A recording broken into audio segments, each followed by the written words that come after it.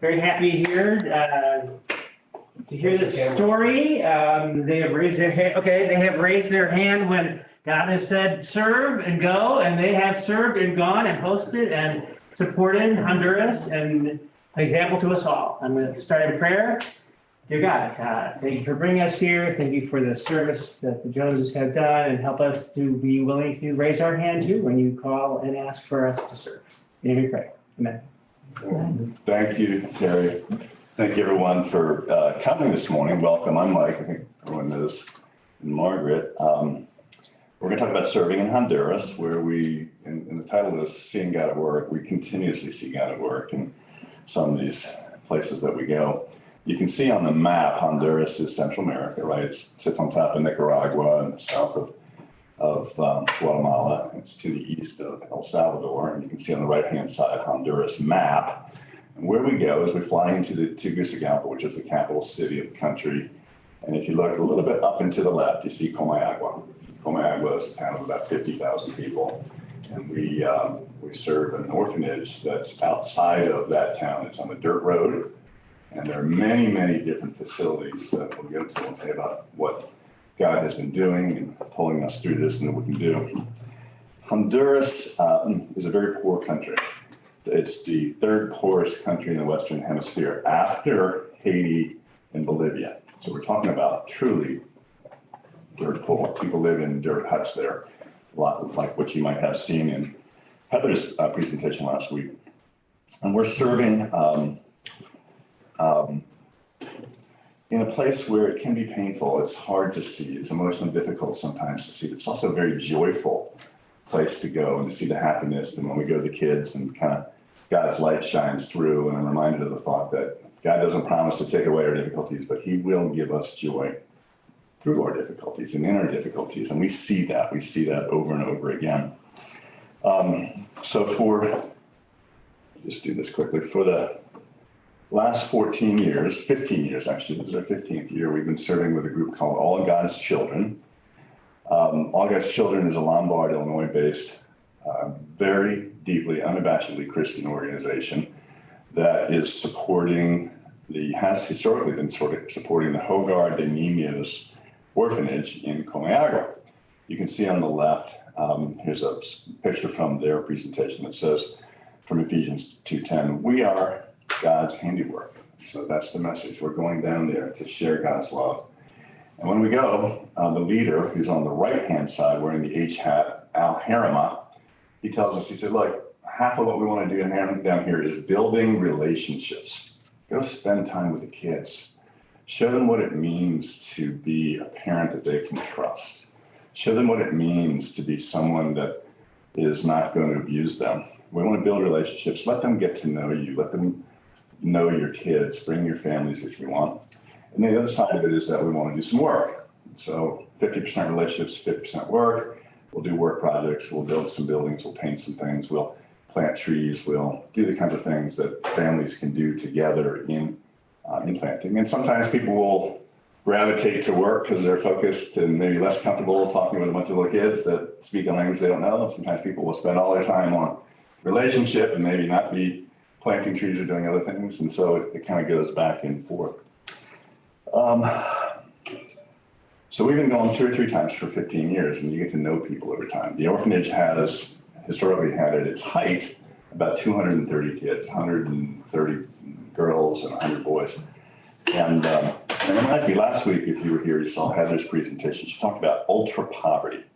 We were asked to think about living without land, without food, without a car, without the kinds of pleasures we have here in the United States, the comforts we have, walking everywhere, no toilet, no shower. And that's what we see in Honduras as we drive by these places to get to the orphanage. But I want to ask you to kind of take another step past that thought. And that if you can remember what you felt like, if you think about living in circumstances where you don't have anything, you don't have a job, you don't have anywhere, you don't have shoes, you have to walk everywhere. And now think about to a time when you were in 6th grade, you're 12 years old, and put yourself in that poverty position as a 12-year-old, maybe 5th grade, but you're young. And take a step even past that and say, you're young, you've been put out on the street, not in the street where you lived as a 12-year-old, but a street that's a dirt poor kind of place. And now add it one more element of difficulty and say, well, what about if you've just been abandoned by your parents? You haven't eaten in 2 or 3 days. They've left you under the bridge and say, go into their training. They've left you at the doorstep of the orphanage and saying, smile and be nice when they open the doors. Or even worse, your mother's boyfriend has been physically abusing you, sexually abusing you, whether you're a little boy or a little girl, for months and months and months. You're coming out of a horror. So a lot of these kids, and even kids that are in orphanages here in the States, suffer through difficulties. There is a separation. There's something that happens that brings them into an orphanage environment. And it's not always horrendous. It's not always bad, but in many cases, it is a really difficult time period. That's what we've seen with the kids. We thank, and I'm just so grateful to all God's children when we go there and we see this place that is there to help the orphanage in supporting the kids it serves, especially those who have been in the most disadvantaged situations, come out of the poverty. The woman in the middle slide, the light-skinned woman is Mommy Carmen. Mommy Carmen walked out of a convent when she was 19 years old. She started the orphanage. And so she was at the front door, and at 19 years old, a woman came by with 2 kids and said, I can't take care of my kids anymore. Can you take them? She turned around, walked in, talked to Mother Superior, and after an hour or 2 of discussions, they said, we just can't take children in this facility. We don't have a place. This is not a place for children. And so she turned around, said thank you, said goodbye, and walked out of the convent with the 2 little girls, said goodbye to their mother, and that's how the orphanage started. She took the clothes on her back with no money and went and saw a friend. And we're told that 30, 60 days later, that had expanded to 30 days. Oh, you're willing to take on kids in difficulty. And so it expanded to more kids coming in a very, very poor country like Honduras. There's no list, there's no end to the list of kids that need help. So we talked about AGC, Mommy Carmen. Someone says, Mike and Terry asked this morning, how did you guys get started with all this? So I tell a story that is kind of like Heather, and she was asked, by Kevin, hey, could you get out of the boat? And Kevin had been given a presentation and saying, hey, here's Peter looking at Jesus. He's walking on the water, and Jesus is saying, come, get out of the boat. Can you do this? Can you trust me? And it was the same thing for me back in 04, 05, 06. I kept being asked by a man at the Chicago Fellowship. So I attend every Friday morning a gathering of Chicago businessmen. It's unabashedly Christian, Chicago Fellowship. And the guys kept asking, will you come with us? And I thought, Honduras, I may as well be going to Toledo or Oshkosh. Wait a second, I'm from Toledo. That's what he said, Toledo. So for Heather, she got through it. I think she said 1.5 years. For me, it took 3 years, almost 4 years for me to finally say, yes, I'll go. And these men kept coming. And so we went down with a group of men. One of the trips I take every year is with 25, 30 different men. We go down and we serve together. And it's the very first trip I went with a man. And the guy said, Andy Code, who invited me, said, Mike, just come be with the men. You don't have to know the language. I didn't know any language. I didn't know that. I didn't know Spanish. You still don't know the language. Still don't know. A good little Spanglish that I can make work. But it's a funny story behind that too. So that's how we got into it. I went and I came back and I said, I need my kids and my family to see this. We live in a life of privilege here in River Forest, Oak Park, in the Chicago suburbs. I want my kids to understand how 80, 90% of the world's population are living, to see the poverty that's here.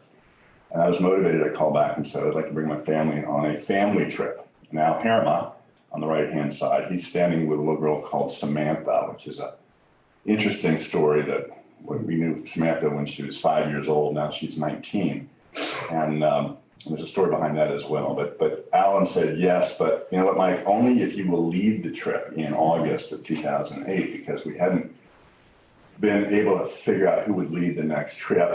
I'm going to be there as the director of the group, but I need someone who's kind of among the people attending to lead the trip. So I put my hand up and said yes. And away we went. And tell you this, it has changed my life in pretty big ways. Historically, the ministry has served in five or six different key facilities that are all related, and then a number of others. But the main facility that we would go to historically is called the Hogar. In Spanish, it's the home, and it's where the girls would live. Upper left-hand corner is First Presbyterian Church at Work. This is Gabriella Grande, and she's wearing a backpack that she was just given. It has her name on it. It has supplies in it, and it has supplies that were packed in that room over here. You may recall with the VBS, RBS, Ready, Set, Go, we had, every year we've had some kind of interaction in many years with Honduras, and she's just delighted. She's just thrilled. The team brought down 200 plus backpacks to serve all of the kids. Each one had a name, and they were special. It's like, this is for me. I'm identified.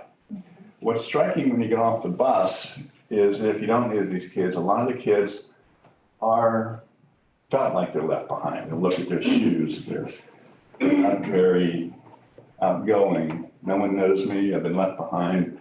I've been abandoned. I've been abused. And you come in and you say, I know you. And that's why they want us to create relationships. Get to know these kids. I know you. And when you bring them something that has their name on it, says, we've been thinking about you for months and put this stuff in there for you. It's a real uplifting.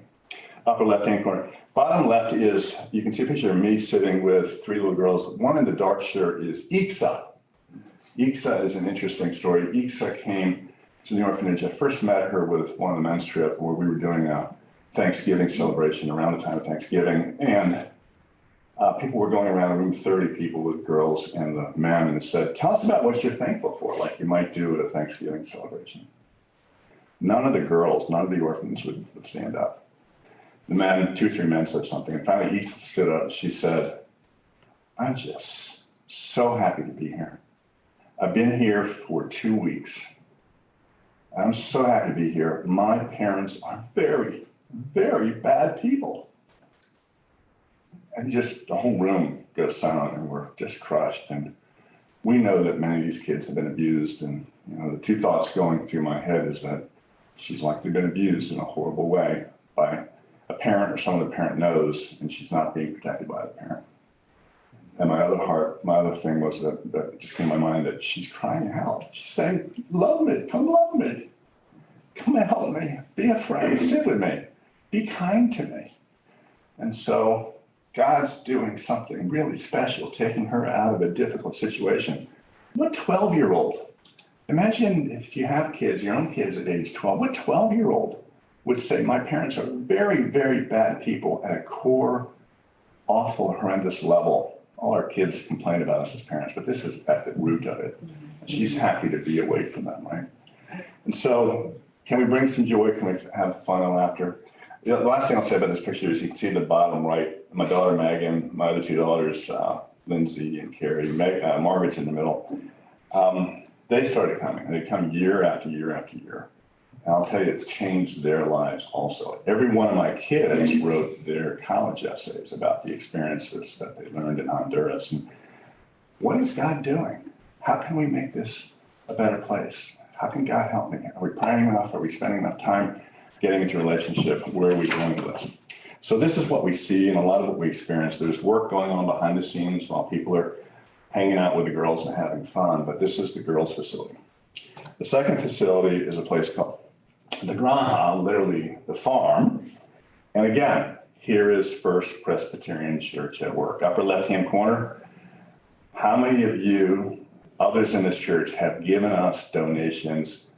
Hey, I know you're going next week. I know you're going in 3 weeks. I've got clothes. Bring them along. Margaret and I will bring a big hockey bag, the gear that you put hockey equipment into. Sometimes 5, 6, 7 of those stuffed with shirts and pants and sneakers. And it's not us. It's not our equipment. I feel like it's God using us and saying, you take anything someone wants to donate to bring down to people who have need. And you can see the joy of these kids, right? This is right after we started passing out some clothes to these kids. You can see the joy.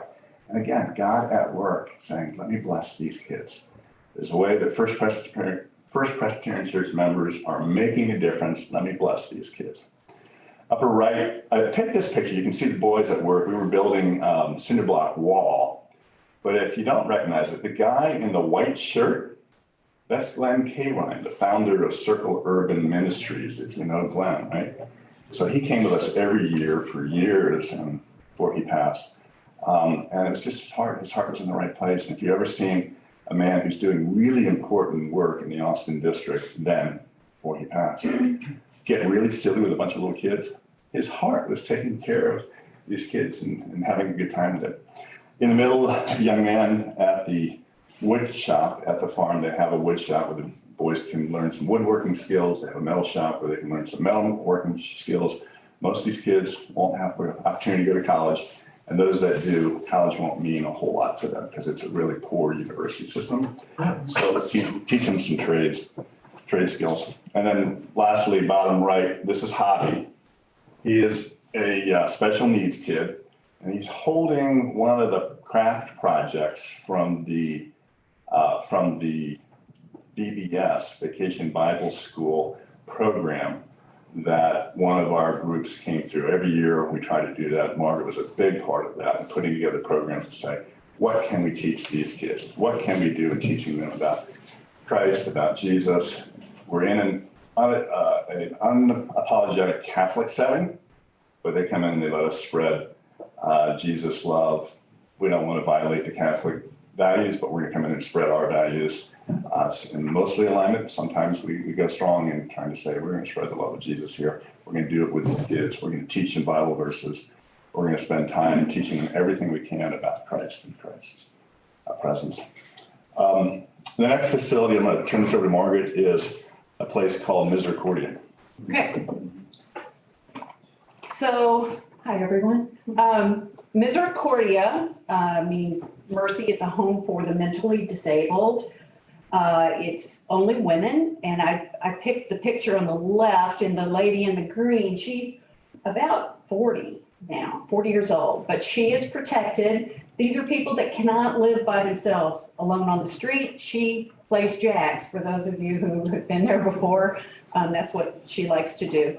On the bottom left, again, back to our backpack project, that probably was one of the most incredible things we did here. But one other thing I want to add, we had inside the backpacks, we had a pair of flip-flops for everyone. We had a note from the kids here.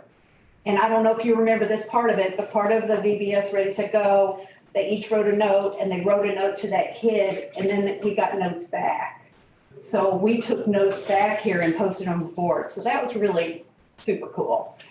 And the picture to the right, again, it's like y'all don't really know the impact you had here. See these four, this is another picture of Misericordia. The four boards up at the top of the picture, those are Bible verses written in Spanish by First Presbyterian Youth, again, at RSG. So we hung them in the different facilities down there. And to my knowledge, they're still there.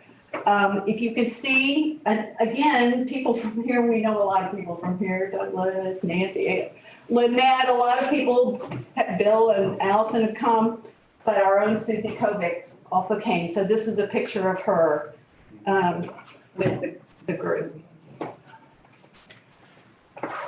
And the next, have to show the backpacks again. This is Wayne Pasteur, which is called the Good Shepherd, home for the young mothers. Yeah, there's a lot of history here. It's so sad, but these mothers have babies. And when we were there, the girl on the left in the pink, her name is Denya, and she's 12, and she's the mother. And that's her baby. So that was kind of the story of most of these people. As Mike had mentioned, many had been abused in a home setting, and it was just a pretty bad situation. And unfortunately, in most of those situations, like Denya's mother is afraid to step in and protect Denya from the boyfriend, because the boyfriend is the meal ticket for the family. So, you know, it's just a really hard situation. So other ministries that are supported by All God's Children. One is called Casa Ayuda, which means House of Help.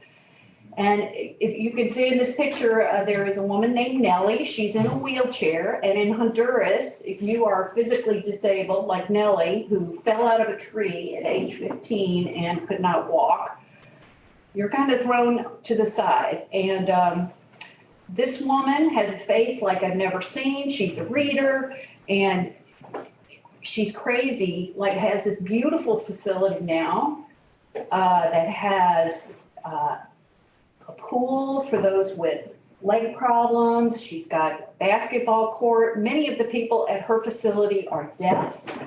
Others have other physical disabilities, but they have a bakery, hair salon, and they have a beautiful chapel that has been built. So Mike's going to talk about what's going on now, but Nellie continues to this day to be supported because she's an awesome lady. And we also brought, we're going to take questions at the end, if that's okay. If you can hold it. We also brought clothes for Nellie's people too, so when y'all donate it. Another smaller orphanage is called Hogar Amor. We only visited there a couple of times because it's not very close, but it's just know that that's another place that All God's Children has historically supported. So as Mike mentioned, we're down here pretty much to build relationships, but we also do a little bit of work. And I'm going to start here with the middle picture, which is in a shoe store. And we had one time we went down there, a American donor, had said, I'm going to buy shoes for every kid at the orphanage. So what that meant is there are 200 kids, and we as people down there had to get on buses back and forth all day to shoe store to make sure that each of these kids got shoes. We have, they can't be left alone. You got to be with them, make sure they get the right color because they all want the fun shoes, how that goes. So, at the bottom is my circle of sisters. We ended up having a women's group. That was a lot of fun. I think Lynette's on here. There are a lot of women from this church that attended the circle of sisters. This again, First Pres was a big group of people here. And in this picture, we were giving pedicures and washing the feet. We also got in a hairstylist. We had a spa day for what's called the tias. And the tias are the aunts in Spanish. They're the ones that care for all the orphans, but they never get any rest. They work consistently, don't have a day off. And so we said, we need to serve them. So we had this spa day. And to this moment, I remember this one woman just sitting up extra high and extra proper because she'd had makeup done and her nails done. And she just felt really beautiful. And I thought it was just such a beautiful experience. And the other pictures here, we have painting. This is Scott Hammond. Another doing some work. And I'm going to let Mike talk to the lower right picture because that is him in the picture. So actually, one comment on Scott. Some of you may remember him. It was 20 years ago he attended this church, and they lived in the Forest Airport community for a long time, but have now left. He's building the wall that you saw a few slides ago with the plaques up on the wall with the Bible verses. So this is part of the help. We go in and help whatever construction crews are there. Bottom right, I thought would be fun. Many of you have met Haziel. Haziel came to live with us for 5 years, and we're going to talk about that in just a minute. But this is Haziel. This is the day that I met Haziel. And this is 2011, I want to say, maybe 2012. She had come in a few hours earlier with her friends, gotten off the bus, and she came from the bilingual school. She's one of the smart students down there that did well in one of the better schools. And they got off the bus, and I could see from their uniforms, they were from the better school, so they likely spoke some English, which would help me, right? So I went over and sat down, and she was with her friend, a young lady named Jenny Janelli, who actually is on the list for us to bring back up to Chicago as well. And a few hours later, I'm walking by, and you can see here she was washing clothes, and this is how orphans wash clothes in a difficult environment. It's a washboard. It's a cement washboard. They soap up the clothes, and they rub it on the washboard, and they pour water on it to rinse it, and then they pour water again. And I'm walking by we were between projects and I had a little bit of break and walking by and I looked at her and she waved at me and I said, "Can I help? Wait, Yuda." She looks at me and she said, see. She walks in and she starts showing me what to do, right? You know, and it's, thank you, my wife. It's rare that I wash clothes in our own with a washing machine, but this is a different experience, right? So she started pulling out bed sheets and I was washing bed sheets. And then she pulled out a shirt and here I'm washing one of her shirts. She's kind of showing me and then she got back and she did the show me. And about, I don't know, 20 minutes into this, she gave me some towels. And then she went to go do on one of the other stations some other clothes. And about 20 minutes into this, I had this horrendous thought. And I started praying. Dear Lord, I know you're here with us. Please, dear Lord, do not let this 16-year-old high school girl give me her underwear to wash on.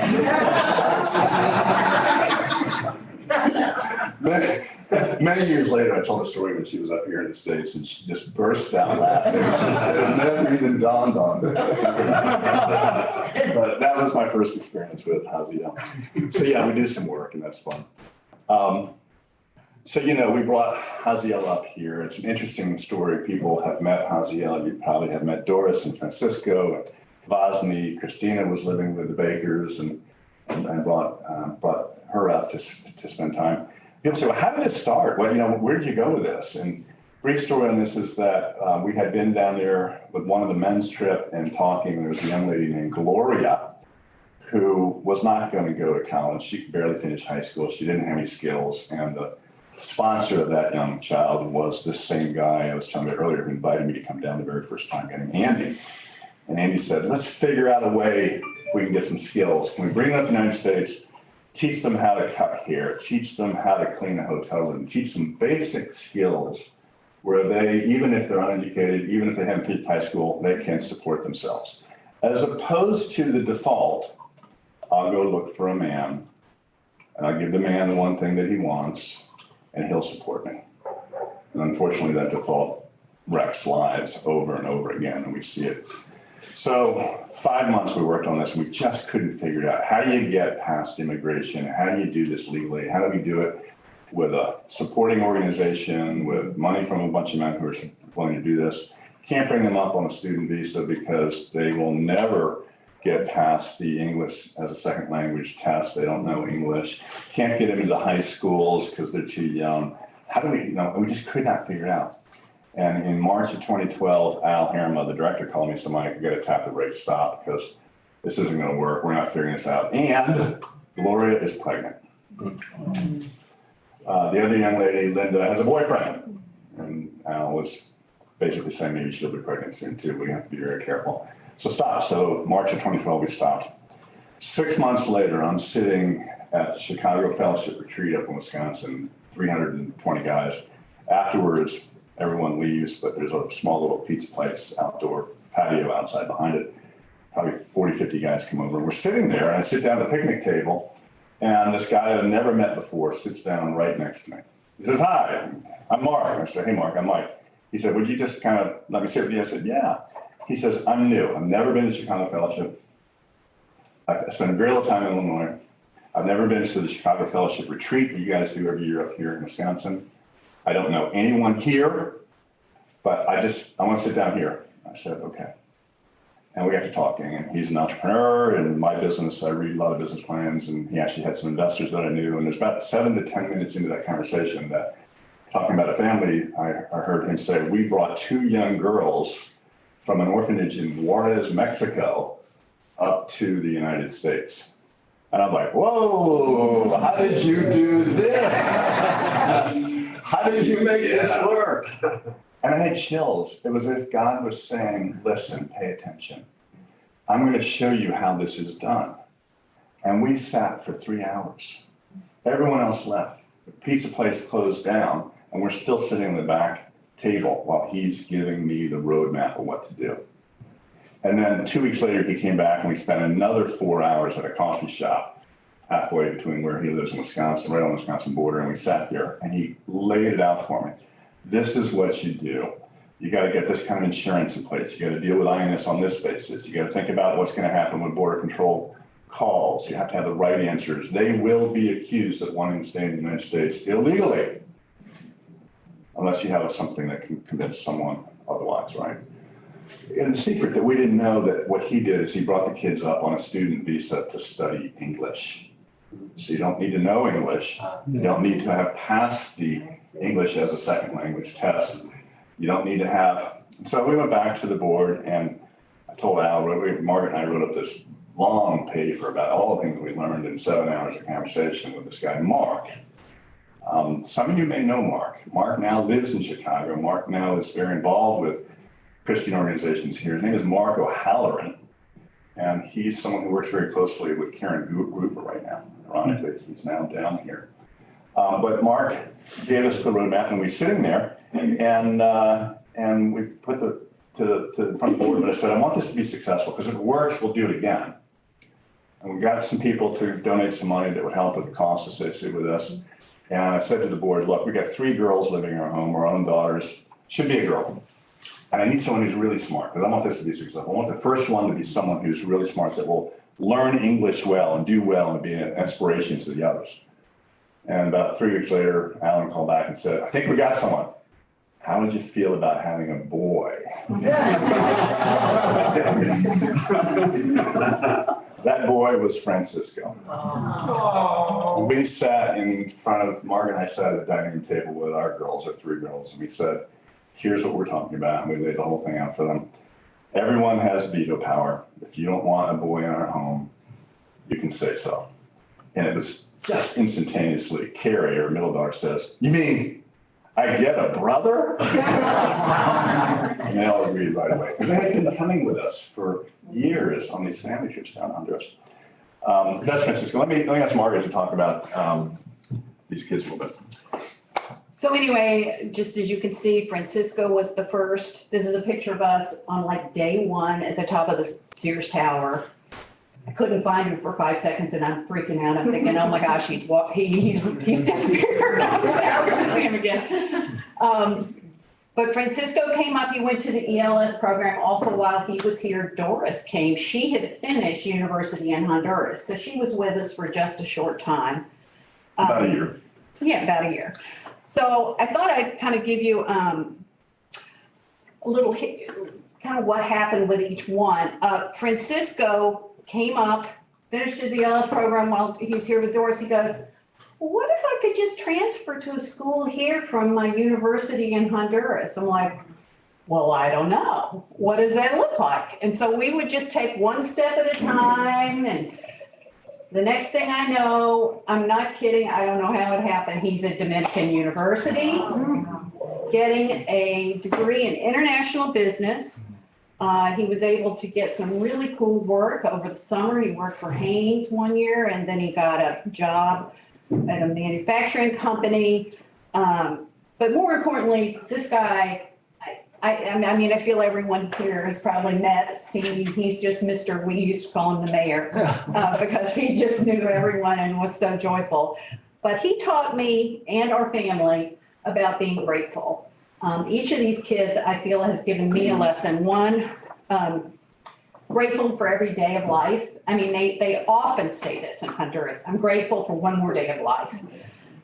He had a prayer that I'm going to repeat here in English. Father, give bread to those who are hungry and hunger for you, for those who have bread. So it was just a very cool reminder of a very special person in my life. And Doris, as I mentioned, did come for the ELS program. Let me just a brief thing about her. She was a great cook. And she is a social worker now, is doing quite well. But she taught me about resilience. This woman had a very difficult childhood, and she was determined as an adult to help others out of her out of their problems. And Christina, as Mike mentioned, lived with the Bakers. And this girl, she was extremely persistent. I mean, you know how Americans can be a little pushy. I don't really know women in Honduras that are quite this. She was out there. I need help. Can you help me again? Can you help me again? I'm at your doorstep. I'm like, this is really good. This is someone who's going to be successful. Okay, and Vosny here on the bottom with dear Allison. This is the day that Bosnia got baptized, and this is a point. Right. Because it was a red flag day in Lake Michigan, and we walked out in the water to baptize him, and right before we did the baptism, a wave came and knocked us both over. Yeah, I would have put a video of it, but we don't have that much time. But what I want to say is this church had an impact on these kids. Francisco and Haziel got baptized here, inside this church. They felt compelled to be baptized as a commitment to God, even though they had been baptized as infants in the Catholic Church. Bosnia felt the same. He wanted to be baptized in nature, so we went to Lake Michigan. But he was a character, and I just, and of course Allison's here, and all the people, a lot of people attending were from First Pres.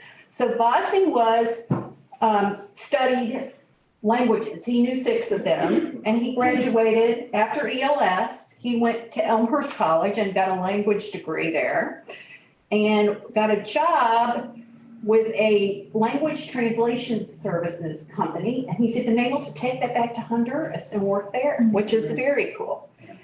And Bosnia also worked, another little thing touching First Pres, very committed to the homeless going downtown. He would go almost every week and, feed the homeless. We have a box over there for people to donate clothes for the homeless. And it's something that First Pres has been involved in. And Bosnia said it's almost like he felt, this is what he taught me, there's always someone to serve. There's always someone that's worse off. And he felt by feeding the homeless, it was kind of him paying or giving back for everything that people had given to him. And now you speak about Haziel, and she loved this church. Haziel is here with her now husband, Henry. Henry also grew up at the Granja, the picture in the background, and she grew up at the Hogar. Haziel went to the church retreats. She helped with service projects, and she continues, this is kind of cool, to this day, to doing women's Bible study by Zoom. I mean, what a cool facility that we can do that. Haziel went to the ELS program, and now we kind of got in the roadmap, right? How to do this. You want to go to college? Where are you transferring from? So she went to Concordia, as we know, and got a teaching degree, and now is teaching English in a private school. And she's awesome. Okay, and whoops, is that my time? Haziel taught me, this is kind of, she taught me about her faith overcoming the trauma of the childhood. And I think all of these kids together have taught me about being stronger in my voice, about my faith. And the next page, Mike, you want to talk about this? Yeah, so and just on these kids, I mean, the theme for this series was where in the world is River Forest Presbyterian Church, right? So Honduras is a place where this church is making a difference. And make no mistake, these kids that you just saw on the prior page, these kids all have, difficult backgrounds. You may know, Francisco's mother was mentally disabled. They found her on the street. She had been abused sexually, and when they pulled her in, she gave birth. So he came to the orphanage day one, right? Doris was witness to a gruesome killing of her mother by her father. Bosnia's older sister told us about begging on the streets in Honduras near the airport when they were young, and she was 2 years older, and she would carry him on his hip while they would go beg and then go back to the airport. And they would sleep underneath the roof that was an overhang, and they would sleep there until the services folks found them. So they're all difficult, kind of interesting stories. Haziel, her parents just couldn't, her father was long gone, like most of the fathers of these kids, and mother couldn't afford it. 12 brothers and sisters, and she was there, and the mother brought the 3 middle kids into the orphanage and said, I can't feed you. And she stayed, and Haziel has a wonderful story about God coming in her life and telling her at a moment when her 2 sisters wanted to jump the wall and leave, said, Haziel, we have something better for you. She heard God speaking to her, there's something better for you, stay. It's the first time in the history of 25 years of that orphanage that one child has stayed while the sisters all left. And you look at God doing wonderful things. This loving God that we have has been loving on these kids and bringing them to such a much better place than what we're doing. I'll praise God all day long for the kinds of work that he's doing down there amid some very difficult circumstances. So it's fun to see. We're going to finish real quick. I got 2 more slides. Unfortunately, in 2020, there was a very, very difficult occurrence that happened in February. It had been building up for months, where the organization here, All God's Children, had been working with the organization, the board down in Honduras, and they've been challenging them to clean up. Basically, there were some things that weren't being done right. In some pretty big ways weren't being done right, and they needed to get back to a better place, doing things appropriately. And the local organization were doing things that were inappropriate, and there's a bigger story behind that, but it led to a place where they basically were kicked out. All God's Children was kicked out and said, look, no, this is not, we're not going to do the things that we should be doing, that you want us to be doing. And months of discussions and prayer and a lot of reconciliation, and we didn't get back to a better place. And I actually went down to Honduras 6 weeks ago. I was there, and they wouldn't let us in. They just don't want us to be a part of this. So what is All God's Children today? Well, there are continuing blessings for many of the things that's outside of that one orphanage. But one of them is AFE, which is a landfill ministry. It's a dump. It's a big dump in Tegucigalpa, and we would go up and serve the people who live on top of the dump. You're living on top of garbage, right? The truck would unload everything that was collected all over the city, and it smells like you can't believe. People live there, they sit there, and they hope to find a fast food wrapper that maybe has a chicken bone that someone hasn't gnawed down to the bone. Maybe there's a potato that's left in there somewhere. We showed up, first time I went there with the family trip, and they told us not to take pictures. Someone snuck this picture. And we had a bunch of kids, and they all brought soccer balls, and there were soccer balls, and we go up, and all the people on top of the dump come running because they know we have food and water to hand out, and we do that. But then what happens when you have a bunch of kids with soccer balls? A soccer game breaks out on top of the dump, on top of the garbage dump, right? And these kids in really horrendous conditions with sores and sickness and lots of tattered, torn clothes, filthy. There's no concept of a bath or a shower for these people. They've been living without bathing for years and years and years. And they're playing soccer with our kids. And I thought, here's a message from God to say, how can we love people? Just give them some dignity. Just show them that we're here. We're going to help them and feed them. It was just a wonderful message. Afe, by the way, if you remember the passage from 1 Corinthians 13, the traditional wedding passage, at the very end it says, the best of these is faith, hope, and love. Amor is love. F is the A in Afe is for amor. The F in Afe is for faith, and the E is for esperanza. Okay? Hope. So you have love, faith, and hope. So why, for those of you who know Spanish, why didn't they put it the way it was in the scripture? And the answer is, because what? It's all, no, that's not right. I was gonna say it's all backwards. But, no, my answer's wrong. I think she's got it. FEA. Anyone know what FEA spells? Ugly. Ugly. You don't want to name your ministry ugly. So they flip the letters around. Real quick, Acefea, also FEA. Here they put it into a bigger name, so it didn't quite spell the word. But this is another ministry that we're supporting. We were down there 6 weeks ago, doing a lot of work with the alumni, the kids that have graduated out of the orphanage, and housing those kids. They're no longer in the orphanage, but they still need to go to university. Those who are smart enough can go. They still need a place to live. They need beds to sleep in. They need food. Computers. They need computers. Douglas put together, how many? 8? 7. 7 or 8. 7 this time, yeah. Computers for Francisco to take back to these kids. He helped get some computers from his firm and recondition them and brought them back all of 2 weeks ago for Francisco when he was here to go back down and pass it. So we're trying to support these kids with food and with housing and safe places to live and to be. And then for those who can't go, there are schools that have been set up doing cosmetology, again, teaching the kids how to cut hair, teaching them how to make cupcakes and cakes and cookies that they can sell on the street just to get some income, right? So you have some way of supporting them, and then housing for all of them. And then continuing support for Casa Ayuda and Hoga and more. One more big initiative that's going on is called Point Honduras. Point Honduras, something I got to experience when we were there. This is something that AGC is spending a lot of time on now.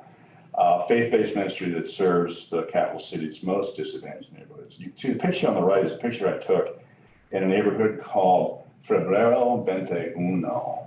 It's one of the 4 or 5 worst gang-infested areas in all of this really bad crime rate country. 1% of violent crime is prosecuted in Honduras. There is no concept. Many of the police are corrupt. Many of the judges and others are corrupt. The gangs are there, the drugs are there. This community is a community, as like the other 4, where World Vision has pulled out. It's too dangerous for their people to be there. Compassion International has pulled out. It's too dangerous for the people to be here. What Point did is they went in and just said, look, let's go find the gang leaders, talk to them, and we'll hire some people, the sister of the gang leader, the daughters, the families, to come be paid to work for us. And we're going to do 3 things, a lot more than 3 things, but 3 main things. Feeding program. They feed these kids in very, very poor communities. You can kind of see the housing that's there, right? We're going to feed them 1 good meal every day of the week. And the picture on the right, the kids in yellow are lined up with their shirts on for Point Honduras to get their meal that day, just when we arrive.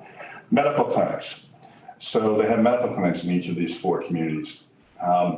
And we walk in and the guy wants to show us everything he's got. So we're going to 4 medical clinics in the middle of August. And guess what's in the medical clinic in the middle of August of 2021? A whole lot of people in waiting rooms coughing all over each other. Wow. So 5 days later, we'll be getting on a plane to come back to the United States. And we already know then that if we don't test positive, regardless of whether or not we have a vaccine, if you don't test positive 48 hours before you get on the plane, they will not let you on that plane. You mean negative? Negative, I'm sorry, test negative. I'm so concerned about where we're there. If you don't test negative, they're not going to let you get back on the plane, and then you're stuck for 14 days in a 3rd world country until you can pass that. And here we are walking into 4 clinics. Everyone's talking. They all have COVID. And I was there with Al and one of his board members. And we're all walking a little bit closer to the wall as we go by, right? And then praying. Spend a lot of time in prayer. Lord, protect us. And it's what we do when we go down there anyway. There's some dangers there, and we're praying for protection. Lord, protect us. And praise God, no one got sick. Wow. You know, the 3 of us got back on the plane after walking through 4 clinics. And these people weren't there, by the way, to get vaccinations. There's no vaccines. They were there to get acetaminophen. Give me a Tylenol, please, so I can get rid of this headache that I've had for 5 days, right? People die there. They don't go on ventilators. They die, right? So we got to see that. The last one is tutoring after school program. They have fabulous teachers that come in and help these kids. Very impressive. We're looking at, AGC is looking at expanding that up to Comayagua as well. But good work. And I think that, overall, it's really interesting, to see God working. And it's fun to be a ministry, right? Heather, I was taken by Heather's presentation last week when the video at the end, she said, who's going to go?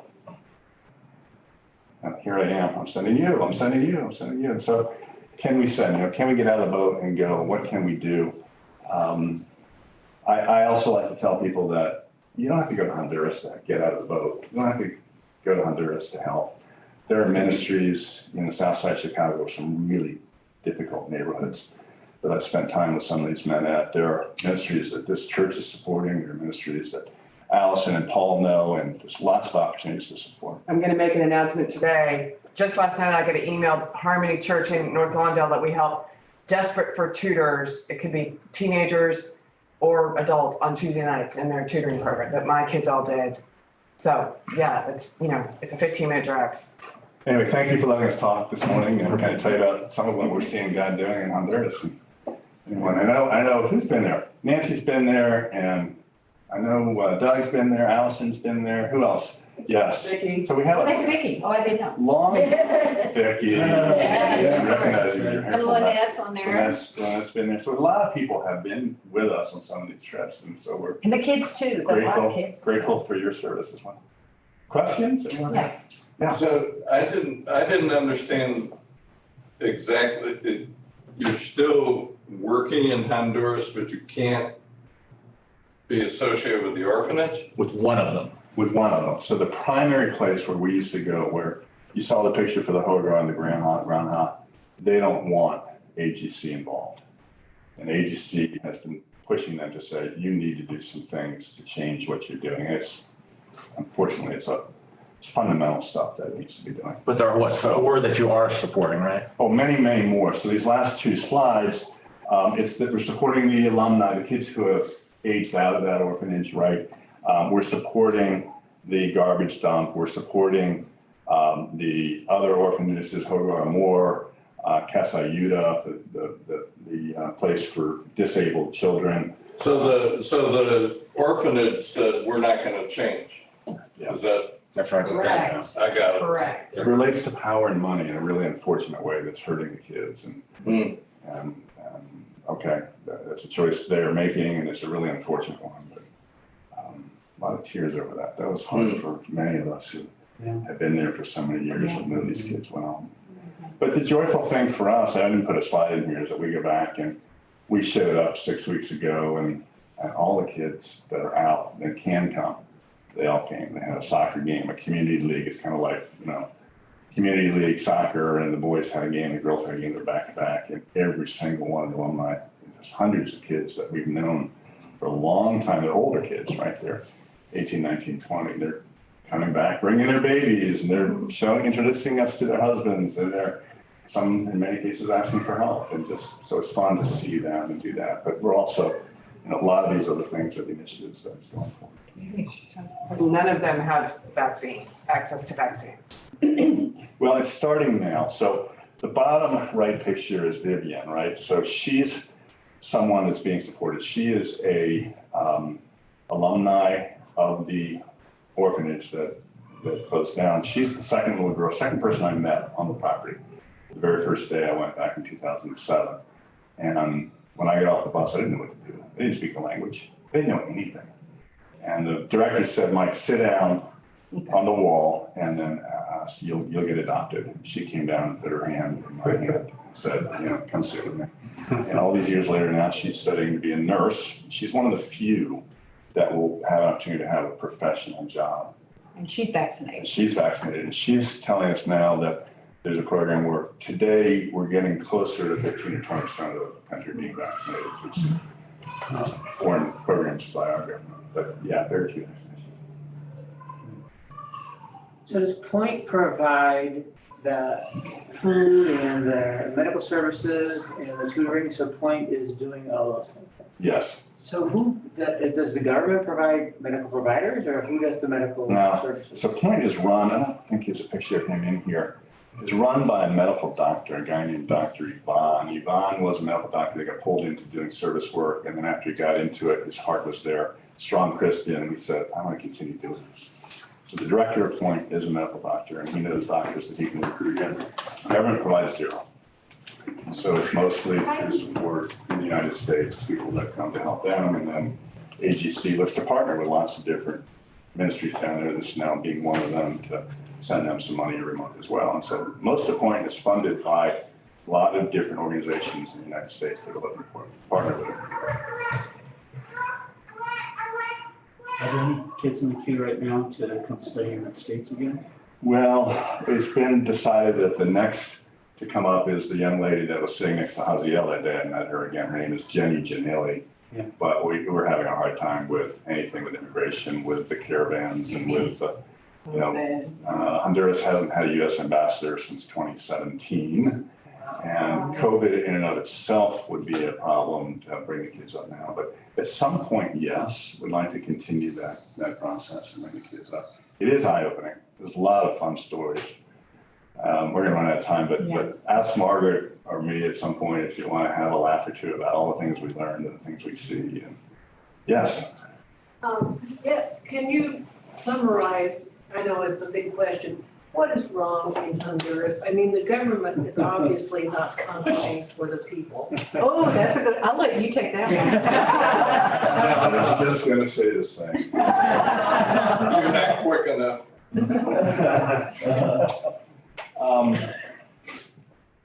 I will say It is a big question, obviously many, many different answers that come into that question. But like a lot of the poor countries in Central America, Guatemala and El Salvador and Honduras, where these caravans are coming through, the life is difficult. And why is life difficult?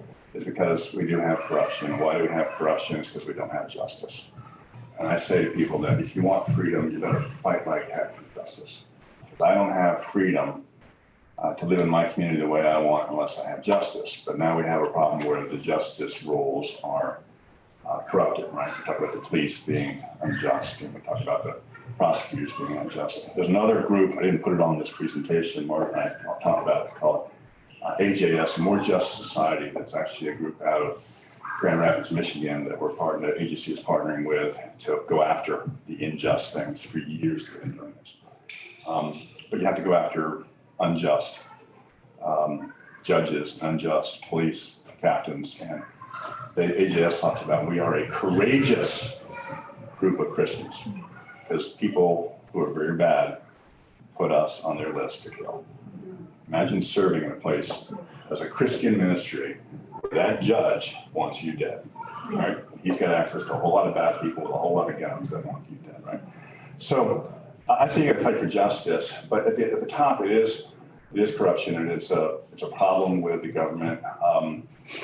I in my own mind, I tell people it's a half step away from Venezuela and Cuba. I think it's the same with El Salvador, that if you're going to get elected by giving away lots and lots of money and keep people feeling like they're getting lots and lots of money, and then you're going to take that money, and you're going to go spend it the way you want to spend it. Big drug problem, big cartel problem.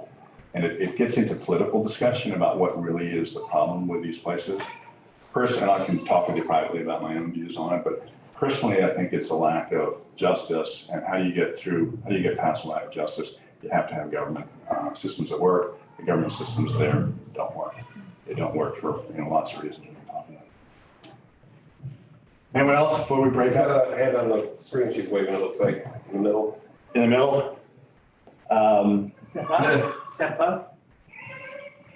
Deedee's. You can unmute yourselves if Yeah, you you have can a take the mute question. off. Yeah, What is it? that's actually, it's my mother is who that is. Oh. Yeah, so sweet. Yeah, I'll see. Let me, I want to cut off my mother, but. There she goes. Hello, Hi. I had to be told to unmute, but my phone told me, can you hear me? Yes, Yes. yes. Did you have a question? Okay. Well, I enjoyed it very much, Mike. I've been hearing about this for years, and he's taken, I think, one or two of his brothers and several future fiancés or current of some of the granddaughters, which is fun. But I'd never heard the whole story. I've heard pieces, obviously, over years, and I've met a number of these people.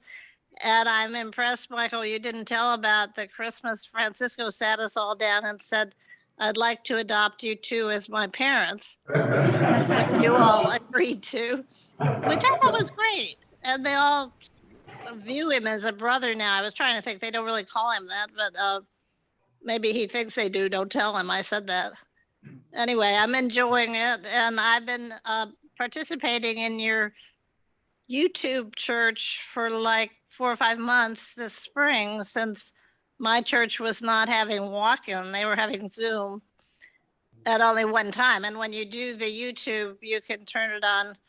I'm a different time zone. I'm an hour later than you, and which is convenient. Anyway, anything else you want me to say, Michael?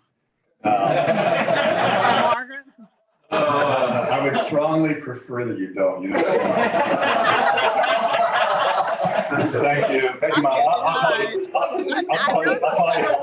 I'll call you this afternoon. Why don't we break? We're right at the top of the hour. Let me pray real quick if I could. Father, Okay. for this time together, I thank you for the people in this room, and I thank you for First Presbyterian Church pouring resources and people into Honduras and into these ministries that we've all been trying to serve. I thank you for bringing joy into the lives of people that had difficulties, in some cases very difficult difficulties. I thank you for the work that you're doing. And may you continue to show us your work, help us to see what you're doing. Bless us that we may be able to help where we can as well. And ask you to help us all get out of the boat a little bit further and trust Jesus and trust that we can be a part of a bigger plan to help people in this world. Father, I ask all this in the name of your Son, Jesus Christ. Thank you. Amen. Amen.